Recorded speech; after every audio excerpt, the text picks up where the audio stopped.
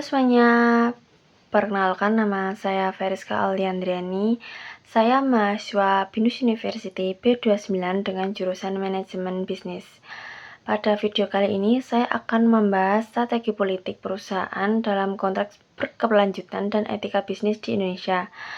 Perusahaan ini sering menggunakan 3 strategi utama dalam aktivitas politiknya, yaitu strategi informasi, insentif keuangan, dan pembangunan konstituen.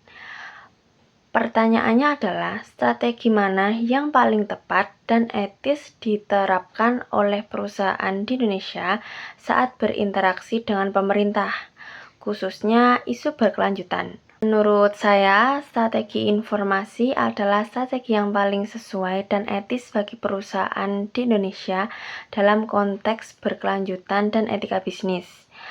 Strategi informasi adalah pendekatan di mana perusahaan memberikan data, riset, keahlian teknis, dan analisis dampak kebijakan kepada pemerintah untuk membantu proses pengembalian keputusan.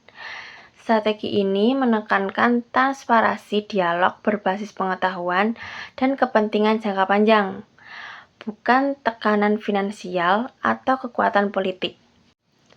Strategi ini sangat relevan di Indonesia karena banyak kebijakan publik, khususnya terkait lingkungan dan pembangunan berkelanjutan, membutuhkan masukan teknis dari pelaku industri. Pemerintah sering menghadapi keterbatasan data lapangan dan pemahaman teknis yang mendalam, sehingga peran perusahaan sebagai penyedia informasi menjadi penting.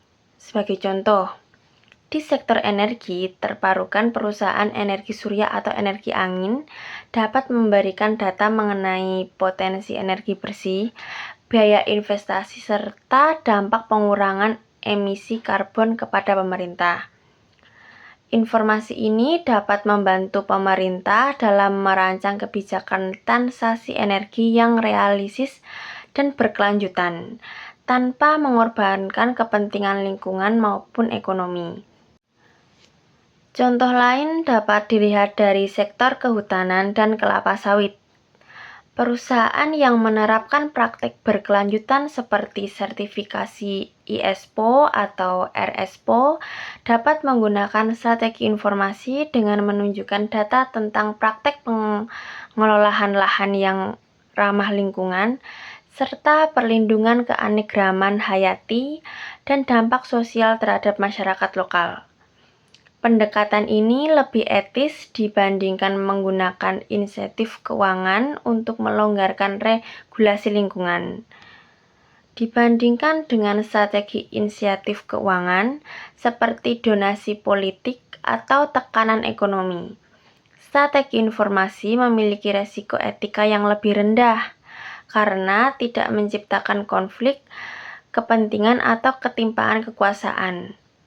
Sementara itu, strategi pembangunan konstituen meskipun bermanfaat, seringkali membutuhkan waktu panjang dan bisa berpotensi dimanipulasi jika tidak digunakan secara transparan.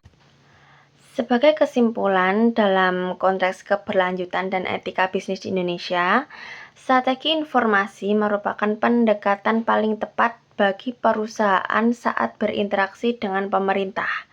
Strategi ini memungkinkan terciptanya kebijakan publik yang lebih berkualitas, berbasis data, dan berpihak kepada kepentingan jangka panjang masyarakat dan lingkungan.